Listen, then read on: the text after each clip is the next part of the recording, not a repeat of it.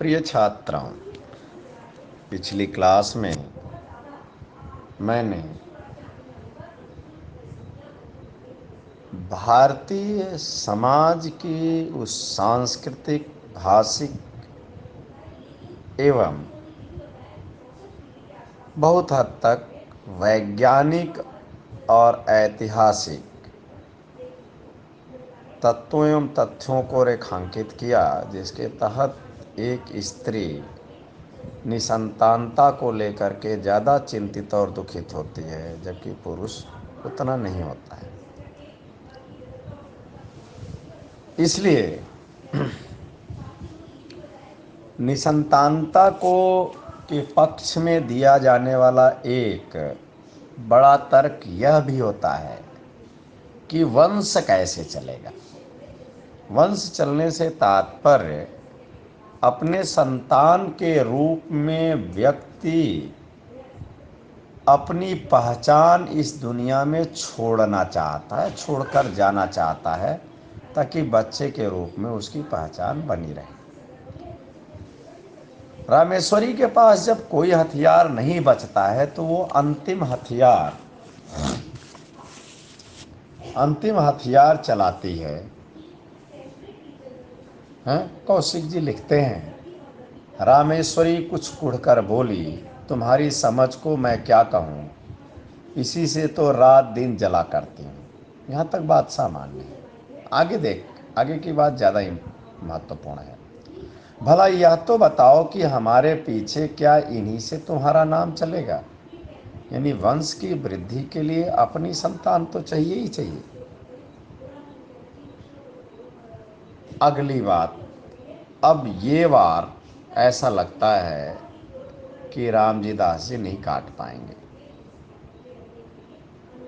लेकिन जब आदमी प्रगतिशीलता के आयाम को पकड़ता है तो उसकी तार्किकता बहुत सारे अंधविश्वासों को तोड़ती है, और केवल अंधविश्वासों को तोड़ती नहीं है, जिसे मैंने मर्म स्पर्शी चित्रण कहा था, मर्म को स्पर्श करने वाली बात कहा था। जैसे कौशिक जी ने कहा था कि हृदय का कोमल स्थान पकड़ा, पूरा वाक्य है, इस बार रामेश्वरी ने बाबू साहब के हृदय का कोमल स्थान पकड़ा, और वहाँ बाबू साहब लगभग चारों खाने चित्त हो जाते हैं, कुछ देर चुप रहते हैं और यह तो स्वीकार कर लेते हैं कि भाई सबकी इच्छा होती है कि उसे अपनी संतान हो। ये इच्छा उनकी भी है, मूल बात ये है।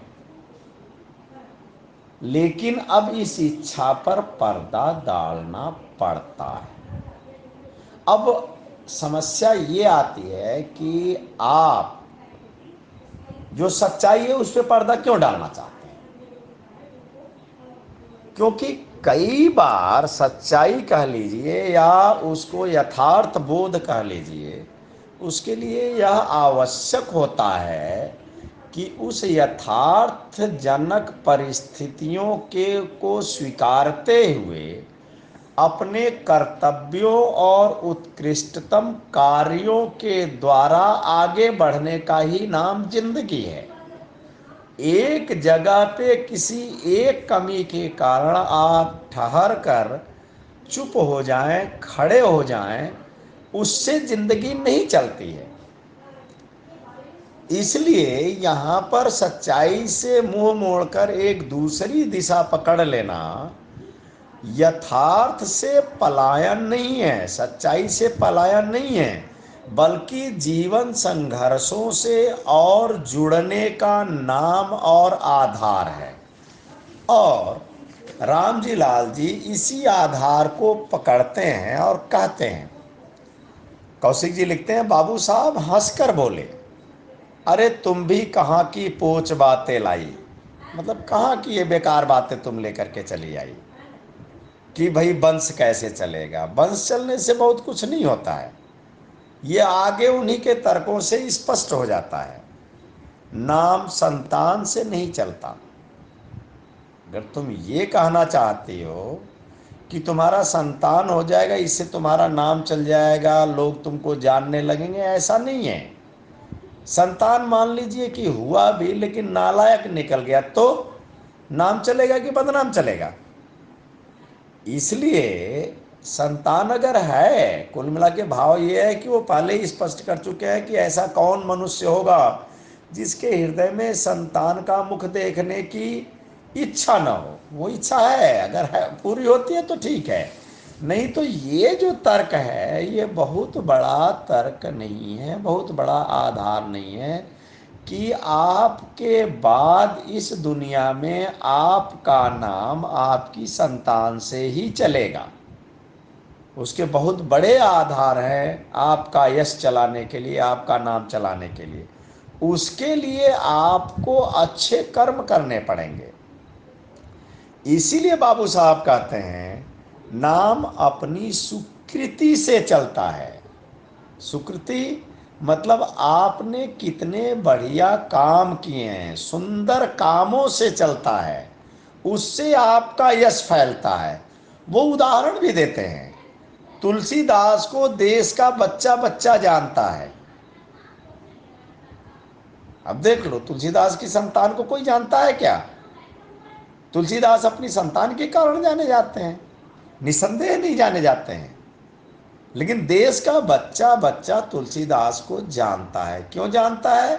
तुलसीदास ने अपनी रचना धर्मिता के द्वारा पूरे समाज के मन में हजारों हजारों साल चलने वाले मार्गदर्शन के दीपक जला दिए। उससे तुलसीदास का नाम अमर हुआ है। सूरदास को मरे कितने दिन हो चुके? सूरदास तो बहुत पुराने हो गए, ऐसा तो है नहीं कि अभी ऐसा। अब इस वाक्य में पूरी व्यंजना है। सूरदास को मरे कितने दिन हो चुके, यानी बहुत दिन बीत गए सूरदास को मरे हुए। यहाँ स्थिति है कि आदमी अगर मरता है तो साल भर बाद लोग उसका नाम भी भूलने लगते हैं, लेकिन सूरदास को मरे इतने दिन हो गए, मतलब एक तरीके से यूं कहो कि सैकड़ों साल गुजर गए, लेकिन आज भी सूरदास के पद लोगों की जुबान पे चढ़े हुए हैं। जब भी किसी को अपने मर्म को समझना होता है, ईश्वर को जानना होता है, मन को हल्का करना होता है, तो सूरदास के पद न केवल याद करता है बल्कि गाता चलता है। इसमें थोड़ा सा मैं और जोड़ देना चाहता हूं। कबीर के संबंध में यह बहुत जबरदस्त प्रचलित है कि कबीर ने खुद कहा था कि डूबा वंश कबीर का, उपजा पूत कमाल। कहते हैं कि कबीर के पुत्र का नाम था कमाल। कबीर दास अपने संतत्व, अपनी ओजस्विता, अपनी विद्रोही प्रवृत्ति, सामाजिक विद्रूपताओं के प्रति खंडन मंडन की प्रवृत्ति के कारण कितने यशस्वी थे। कबीर का नाम उनके लिए चलता है। उनका पुत्र था कमाल, उसके लिए कबीर कभी नहीं जाने जाते हैं।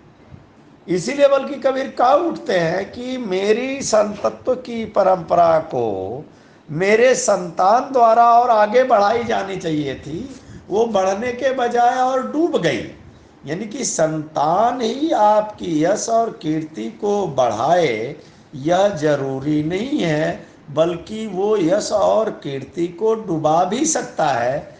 इसलिए सुकृति आवश्यक है, सुंदर काम आवश्यक है, सुंदर कीर्ति आवश्यक है। और सुंदर कीर्ति कैसे बनेगी? तुलसीदास के ही शब्दों का सहारा लो तो कीरति भनिति भूति भल सोई, सुरसरी सम सब करहित होई। ऐसा काम करना चाहिए, ऐसी कीर्ति करना चाहिए, चाहे वो कीर्ति हो चाहे वो कविता हो, जो गंगा की तरह सबका हित करने वाली हो। गंगा मनुष्य को भी पानी पिलाती है, चिड़िया को भी पानी पिलाती है, पेड़ पौधों को भी पानी पिलाकर सिंचित करके उनको बड़ा करती है, जिससे मनुष्यों को और अन्य जानवरों को आवश्यक लाभ हो। वो अपने जल को लेकर किसी के साथ भेद नहीं करती है। सुकीर्ति इसी प्रकार की होती है कि सबके हित के निमित्त निरंतर लगी रहती है, और मनुष्य को भी ऐसे ही करना चाहिए। इसी से ही नाम उसका चलता है। गंगा का नाम इसी से चल रहा है, तुलसी का नाम इसी से चल रहा है, सूरदास का नाम इसी से चल रहा है। मैं अपने संबंधों में कहूं तो कबीर का भी नाम इसी से चल रहा है। आगे वो कहते हैं इसी प्रकार कितने महात्मा हो गए हैं, उन सबका नाम क्या उनकी संतान की बदौलत चल रहा है? प्रश्नवाचक चिन्ह। यानी कि निसंदेह नहीं चल रहा है। सच पूछो तो संतान से जितनी नाम चलने की आशा रहती है, उतना ही उतनी ही नाम डूब जाने की संभावना भी रहती है। मैंने पहले ही कह दिया था, डूबा वंश कबीर का। कोई जरूरी नहीं है कि जो ये आप तर्क गढ़ रही हो कि इसके द्वारा आपका नाम चलेगा, हो सकता है कि वही संतान अपनी सुकीर्ति के बजाय अपने कुकर्मों के कारण आपका नाम डुबो दे। परंतु सुकृति एक ऐसी वस्तु है जिससे नाम बढ़ने के सिवा घटने की आशंका रहती ही नहीं है। अगर आप अच्छा काम करोगे, आपके विरोधी भी होंगे। तुलसी के भी खूब विरोधी हुए थे, कबीर के भी खूब विरोधी हुए थे, लेकिन उन्होंने अच्छा काम किया, सुंदर कीर्ति की, सुंदर रचना की। इसका नतीजा ये है कि किसी किस्म की आशंका तक आसपास नहीं फटकती है कि उनका नाम नहीं चले। जबकि वंश में ऐसी किसी प्रकार की गारंटी आप नहीं दे सकते कि इससे आपका नाम चलेगा, लेकिन सुकीर्ति के माध्यम से आप यह पूरी तरह गारंटी दे सकते हैं कि अगर आपकी कीर्ति अच्छी है, सुंदर काम करते हैं, लोगों का हित करते हैं, या यूं कहें कि कीरति भनिति भूति भल सोई के आदर्श पे चलते हैं, तो आपका यश बढ़ेगा ही, आपका नाम चलेगा ही। आप मरने के बाद अमर होंगे ही। संतान के भरोसे ऐसी कोई गारंटी नहीं है। अब ये तो हो गई बड़ी बात, बड़े महापुरुषों महात्माओं का उदाहरण। आस पास से ही एक उदाहरण कौशिक जी लाते हैं, जो बाबू साहब के माध्यम से कहलवाते हैं। बाबू साहब कहते हैं, हमारे शहर में राय गिरधारी लाल कितने नामी आदमी थे।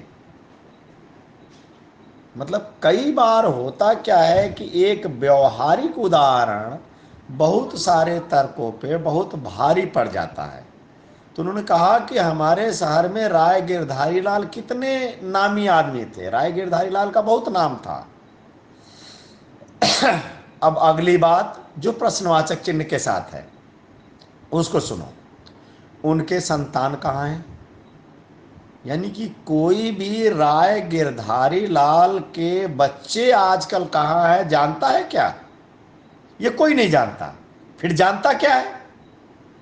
कौशिक जी लिखते हैं, पर उनकी धर्मशाला और अनाथालय से उनका नाम अब तक चला आ रहा है, और अभी न जाने कितने दिनों तक चलता जाएगा।